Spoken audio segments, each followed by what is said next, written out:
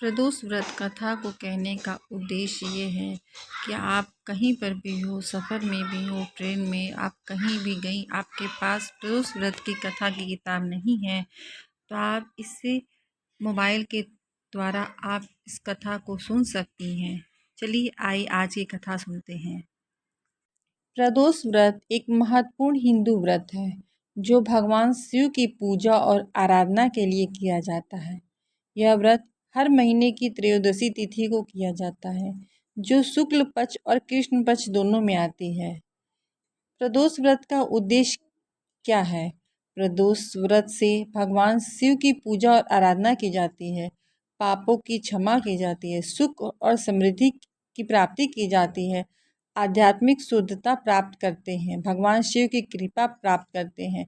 जिनको संतान नहीं है उनसे संतान प्राप्त होती है, सुख संपत्ति प्राप्त होती है। आइए इस व्रत से जुड़े कहानी को आपको सुनाते हैं। एक ब्राह्मण की कथा। किसी ग्राम में एक गरीब ब्राह्मण रहा करता था। उसकी स्त्री हमेशा प्रदोष व्रत किया करती थी। उस ब्राह्मण को एक पुत्र था। एक दिन वह लंगड़ा लड़का घर में गंगा स्नान के लिए गया। रास्ते में उसे चोरों का एक गिरोह मिला। उस चोरों ने लड़के से पूछा, तेरे बाप का धन कहाँ रखा है? यदि ठीक ठीक बताओगे तो वह तुम्हें जान से नहीं मारेंगे। लड़के ने उत्तर दिया, भाई हम तो बहुत गरीब हैं, मेरे बाप के पास धन कहाँ से आएगा? चोरों ने कहा, तेरे कपड़े में क्या बंधा है? उत्तर में लड़के ने कहा, चलते समय मेरी माँ ने रोटियां बना कर दी, वह रोटियां इस कपड़े में बंधी है। उनकी बात सुनकर चोरों के एक साथी ने कहा, मेरी बात मानकर इसे छोड़ दो, वास्तव में यह लड़का गरीब मालूम पड़ता है।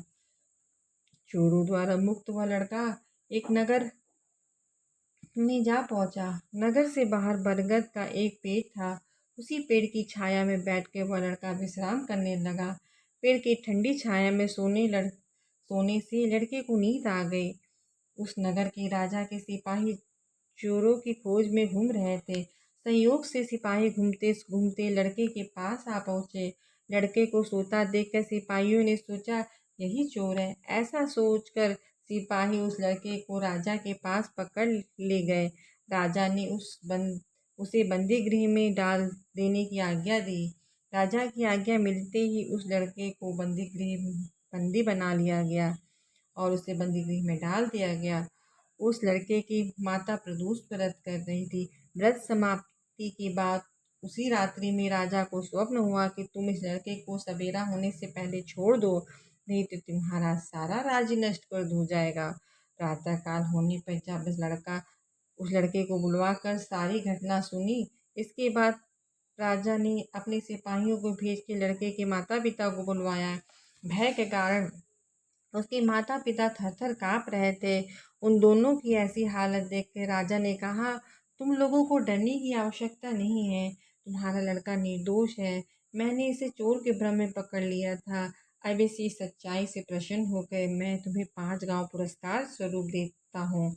इतना कह के राजा ने उन सबको मुक्त कर दिया।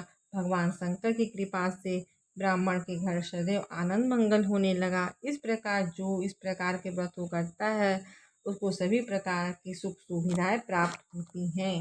बोलो शंकर भगवान जी की जय।